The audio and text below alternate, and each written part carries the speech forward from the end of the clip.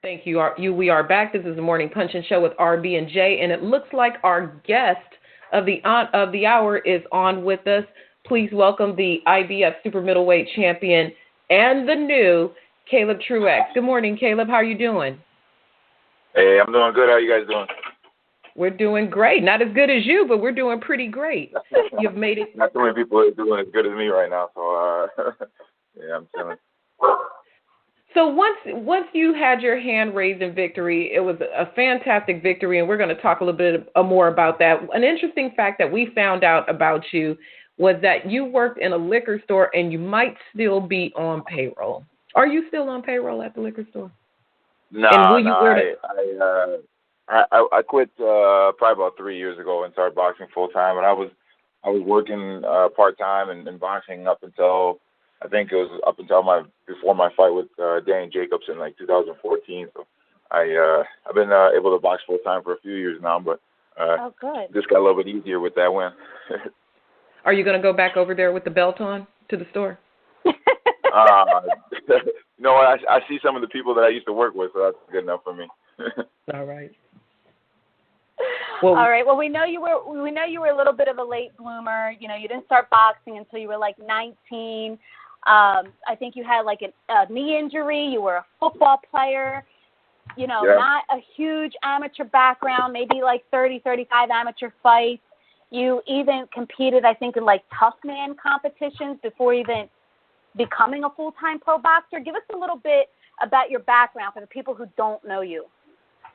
Yeah, so like you said, I was a football player and a baseball player in high school. I went to college to play football, and ended up hurt my knee, and I was never going to be an NFL player, nothing like that anyway. So I just wanted to concentrate on college, and I came back to the University of Minnesota, and I was just bored basically. I've been an athlete my whole life and didn't have nothing to keep my competitive drive going, so I decided to try out boxing. I started by doing a tough man tournament, and I did a couple of those, and then I went into amateur boxing, and 14 years later, here I am.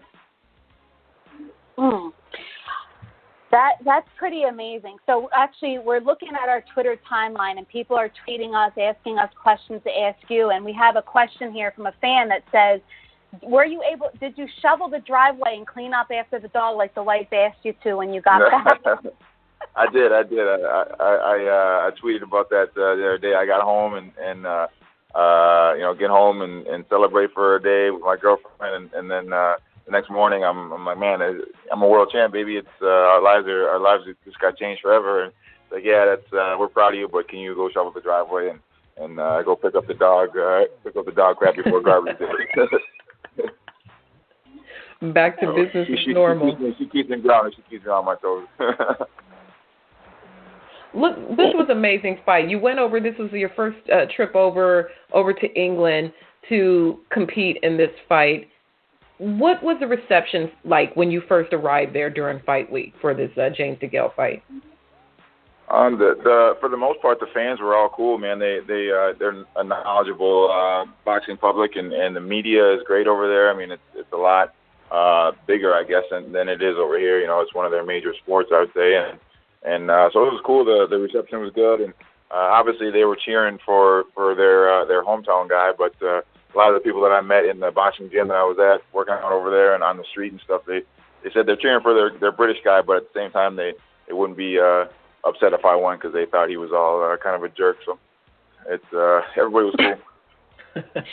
Was he a jerk? I mean, because I think that is the perception he gives off. Is James DeGale a jerk? Like, you can be honest. You won't tell anybody. He was respectful. In the press conference and the post fight stuff, he didn't do nothing crazy. The only thing that bothered me was it was almost worse than like talking trash. Or to me, it was worse than talking trash. But he was just like dismissive. You know, he wasn't.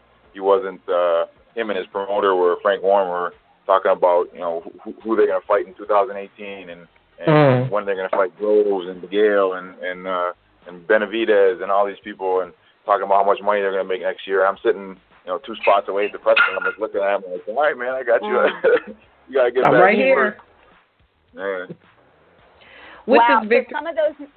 Go ahead, Jay. Oh.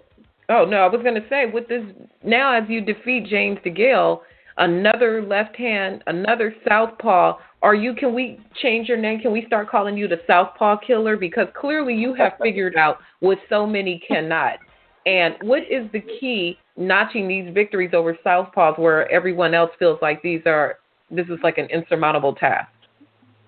You know, I had real good sparring for this fight. That's the main thing, is just getting good southpaw sparring. And I boxed with Aaron Coley from Oakland, California. He's a good he's like 16-1, a real good middleweight prospect at the southpaw. And he gave me good rounds. And he also, like, we sat down and talked, and he broke it down, like what he thought I could expect from DeGale, and that helped a lot. That just those little techniques and stuff like that helps a lot.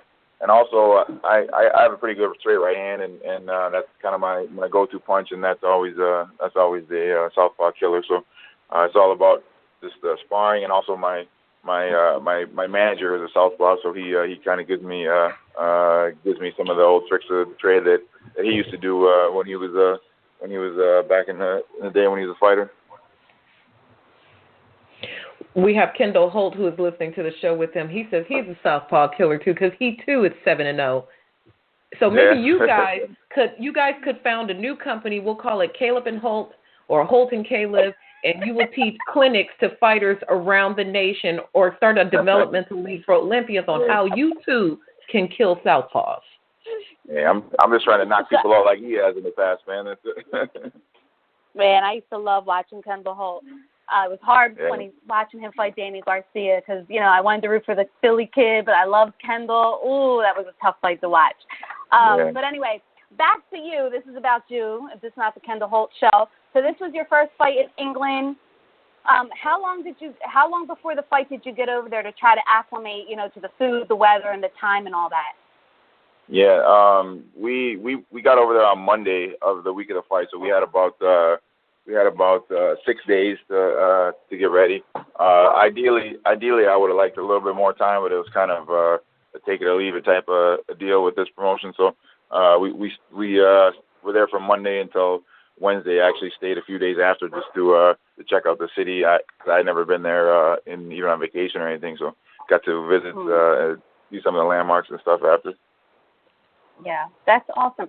So this win, what does it really, really do for you? So we know DeGale and his promoter, they were calling out a bunch of other big names. They were already talking about the money.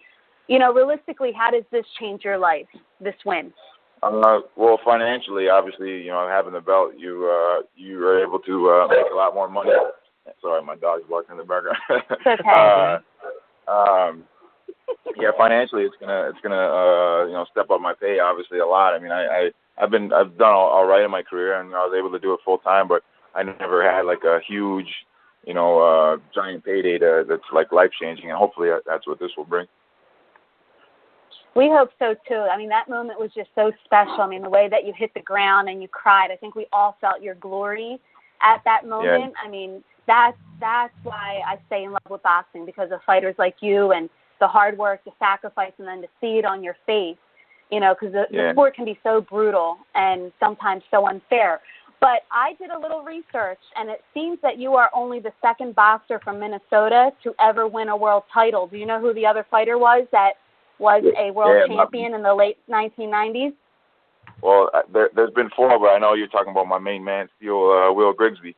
But there was one named Michael Dowd, a middleweight champion. That was like back in like the 20s or something like that, 1920s, and then Johnny Ertl was another one. He was a bantamweight. I think he was back in like 1905 or something like that. Okay, Caleb, a boxer and a scholar.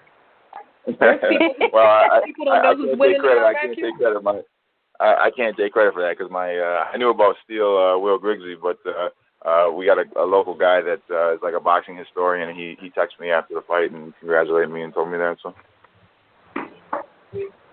that is awesome. Caleb, it was just such an honor to see you win in the fashion you do. There's so many times where fighters come in as the underdog or the B-side in the fight, however you want to call it, and to see you win and just embrace the moment and just show the true emotion, as RB mentioned, of all your sacrifice. Because I think sometimes we see a lot of fighters take their accolades for granted and they think, oh, this is nothing. But it is a lot of tough work to go over into enemy territory. You have them, lightweight talking greasy, disrespecting you during the fight week, talking about all the fights that they're going to get. And I also saw that you mentioned on Twitter that now you want that same energy, those same fights, those same opportunities. Yeah. Do you think Absolutely. those opportunities are realistic for you? Yeah, I think so. I mean, I think there may be a rematch with DeGale first of all, but if I get past that, yeah, I mean, we got some word on the curve. Right. Yeah, he said he wants a rematch, and I'm willing to. I'll go back to London and beat him up again. I don't care. I'd rather have it here in Minnesota, but it's if they pay me more and over in London, I'll go back there. That's right. Well, thank you for that little bit of word on the curve there. That was tight. Before we let you go, we have a quick game that we like to call Spitfire. And, if you don't want to answer any of these questions, you could definitely plead the fifth, but we don't have anything too dirty for you today. So you ready to play Spitfire before we let you go? Let's do it. All right. Here we go. Favorite fighter to watch today? Today? Let me see. I like watching Lomachenko. I like watching Andre Ward, but he just retired. All right. Favorite fighter of all time? Felix Trinidad. Oh my God, me too. We just bonded. Yeah, that's my guy. That's my dog. I named my dog after him. Felix Tito Trinidad is my dog's name too. You just named my favorite fighter. Yeah. Most technical boxer today in boxing. Who is it? Most technical boxer. Most technical. Come on, it's supposed to be quick. Right, Terrence Crawford. All right. Favorite boxing movie of all time? The Great White Hype. Worst part about training camp? Not eating what I want and not being able to drink any beer. I know that's right. If you could make a fight of any two active fighters today, who would you make? Wilder and Joshua. What is the last fight that you watched and you really got into and was really excited about it? I really love that Joshua Klitschko fight because it was you don't see heavyweight fights like that too often, and I thought it was really good for the sport. All right, and one last one. Spit us a hot 16 of your favorite rap song right now. Oh man, I'll have to plead the fifth on that one. I'm more of an oldies guy. If you ask me for some Bill Withers lyrics, I could probably do that, but I'm a plead the fifth on rapping. All right. Well, excellent. Well, it is an absolute pleasure. Congratulations on your victory. Enjoy your IBF Super Middleweight title. We look forward to seeing what's next for you in the ring, and good luck. And you have some friends here with RB and Jae. Feel free to stop by with us anytime. We'd love to have you. Well, thanks for having me. All right.